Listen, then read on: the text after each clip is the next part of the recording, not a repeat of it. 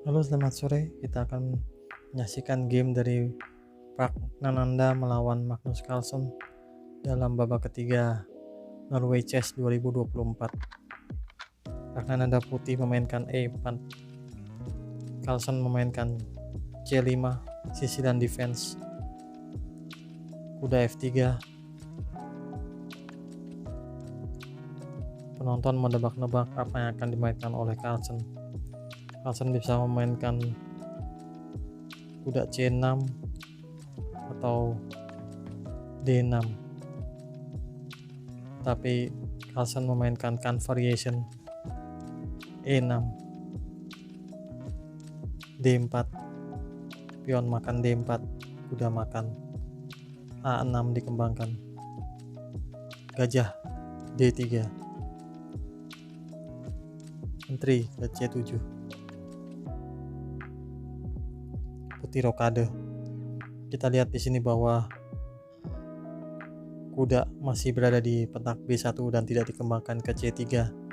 Ini menunjukkan bahwa putih ingin mendorong pion ke C4 dan menciptakan Maroczy-Bind. Kuda F6 menekan pusat putih dan putih tidak bisa memainkan pion ke E5 karena ada menteri di C7. Menteri ke E2, D6 sekaligus mencegah pion ke E5 dan dijalankan pion ke C4 menciptakan Maroczy-Bind. Kuda B ke D7, kuda C3, kuda ke E5 mengancam gajah dan pion, dan gajah ini tidak bisa mundur ke C2 sebab akan hilang pion di C4. Pragnananda memainkan pion H3. Pragnananda ingin memainkan pion ke F4, namun hal ini mengakibatkan kuda bisa pindah ke G4, dan hal itu tidak diinginkan oleh Pragnananda. Sebab itu ia memainkan pion H3, pion B6 bermaksud untuk mengembangkan gajah ke B7. Kini F4 dimainkan mengusir kuda, tapi kuda memukul gajah. Menteri pukul kembali kuda, gajah ke B7, tapi F5,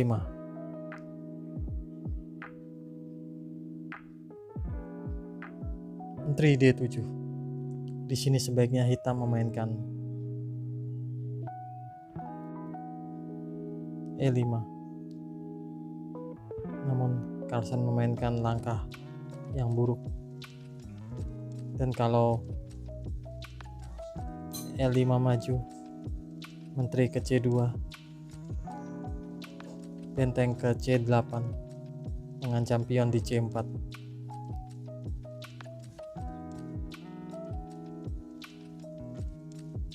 Menteri ke E3. Kalau menteri makan, menteri putih pukul pion di B6 mengancam gajah, dan petak D6 juga lemah.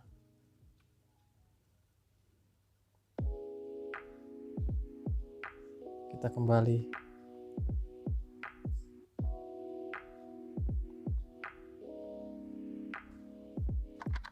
Setelah menteri D7, gajah ke G5, sebuah langkah yang cukup baik. Gajah E7, dan benteng A ke D1. Benteng akan menyerang menteri hitam di D7. Benteng ke C8, dan menteri ke E2, sebuah langkah yang baik. E5 dimajukan. Terlebih dahulu gajah pukul kuda di F6 menghilangkan salah satu defender dari hitam. Gajah makan. Kuda C2.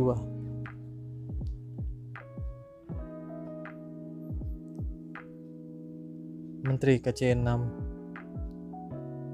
mengancam pion di C4, tetapi kuda ke E3 melindungi pion 2 kali.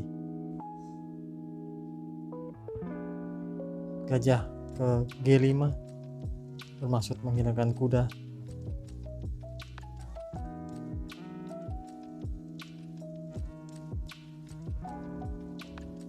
Tetapi Praknananda memainkan raja ke H1 sebagai langkah pencegahan. Gajah pukul kuda, menteri pukul gajah. F6.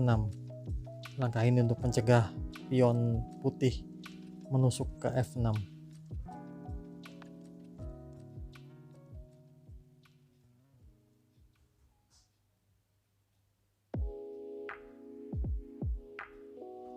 B3 dimajukan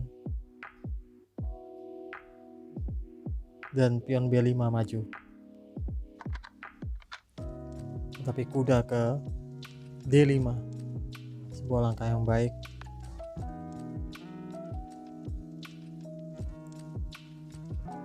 Menteri ke C5 mengajak pertukaran, tapi menteri putih menolak ke F3.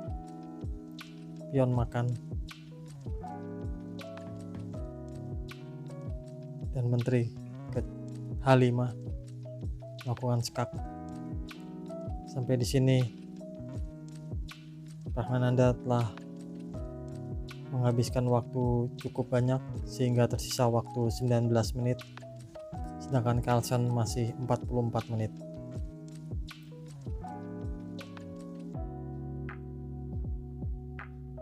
Raja ke F8. Benteng ke F3.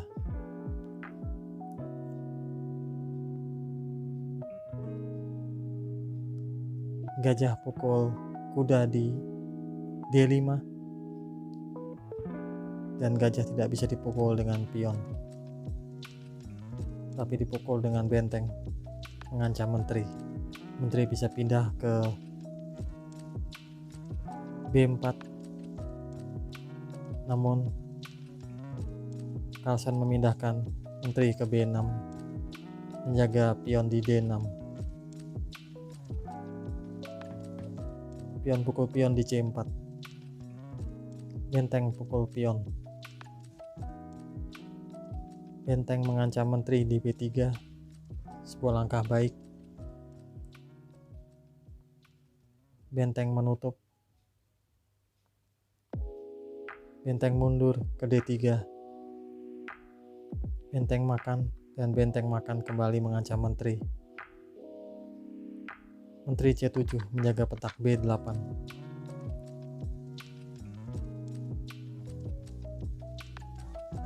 Inilah langkah yang baik dari Praknananda, melihat bahwa Raja Hitam tidak rokade dan sasaran empuk untuk menyerang dengan benteng. Pion G6 maju. Praknananda menumpuk di lajur B, menteri ke B1, menteri ke C5.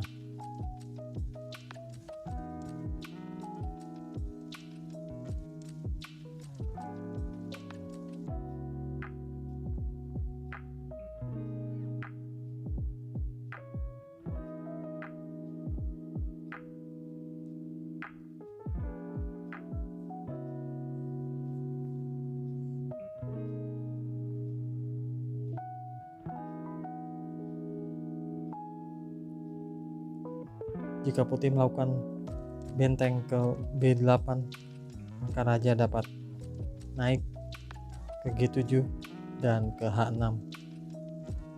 Dan untuk mencegah itu, maka Pragnananda memainkan benteng ke B7 sehingga raja tidak bisa naik. Pion G makan pion di F5.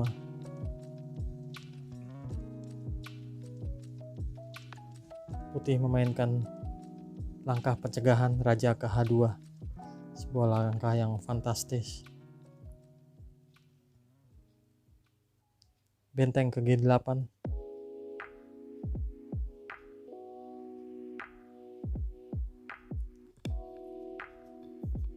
Prak memainkan menteri ke B3, mengancam skakmat di F7. Pion menutup D5.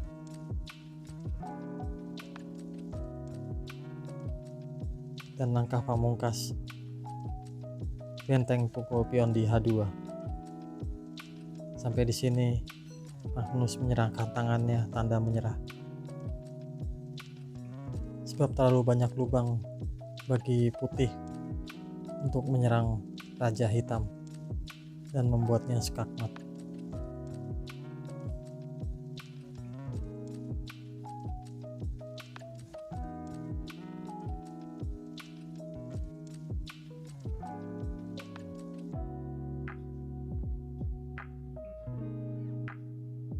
Jika menteri ke C8, menteri dapat melakukan skak di B4 dan berakhir skakmat di E7. Itu juga dengan langkah lainnya yang membuat hitam tidak berdaya. Demikian game indah dari Pragnananda. Semoga berguna bagi kita semua. Salam.